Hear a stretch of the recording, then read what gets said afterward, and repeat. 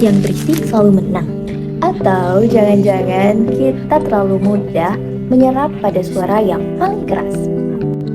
Di tengah informasi yang kini banyak diperbincangkan atau informasi yang kini kian terus berlomba untuk menjadi siapa yang paling ramai, kita seringkali mendapatkan informasi yang menurut kita benar atas karena banyak dipercaya, banyak diperbincangkan, ataupun karena turun-temurun. Tapi, bagaimana jika informasi yang banyak diperbincangkan atau ramai justru malahan salah atau tidak benar? Kunto Wijoyo pernah menegaskan dalam bukunya, mitos tidak akan bisa mewariskan pengalaman. Kalimat ini memang sederhana, tetapi menyimpan persoalan yang besar. Apakah kita benar-benar memahami sesuatu atau hanya mewarisi apa yang sudah dipercaya pada sebelumnya? Halo Pak Arisa Mandiai, perkenalkan saya Yeni Wulandari, siswi yang sedang duduk di bangku kelas 12 SMA, tepatnya di SMA Negeri 2 Palangkaraya. Pada kesempatan kali ini, saya akan mengajak kalian semua untuk bersama-sama meresapi buku yang berjudul Selamat Tinggal Mitos, Selamat Datang Realitas, yang dimana berisikan esai-esai politik dan budaya, karya Kunto Wijoyo. Nah, menariknya buku ini tuh gak sekedar berbicara tentang mitos. Kunto Wijoyo membawa kita melihat bagaimana budaya, sejarah, politik, dan kehidupan masyarakat yang dimana saling berkaitan dengan cara manusia memahami realitas.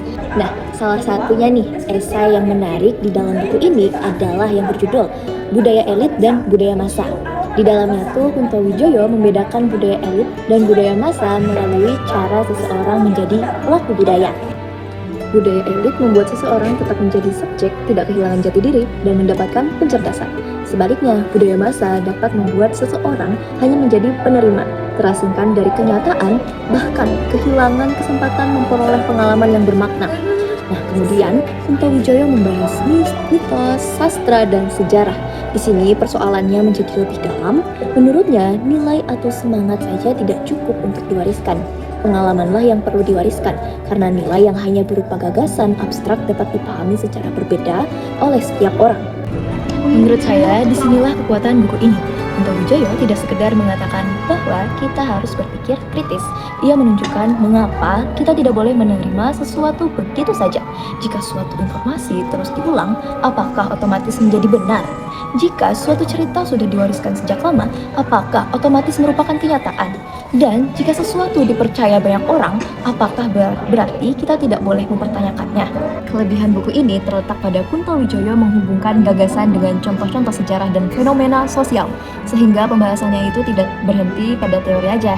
Dan buku ini juga relevan karena melatih pembaca untuk melihat suatu persoalan dari lebih dari satu sudut pandang dan tidak mudah menerima informasi hanya berdasarkan kepercayaan. Namun, di buku ini bukan tanpa kekurangan. Beberapa esainya cukup padat karena memuat konsep sejarah, budaya, dan politik dalam pembahasan yang singkat.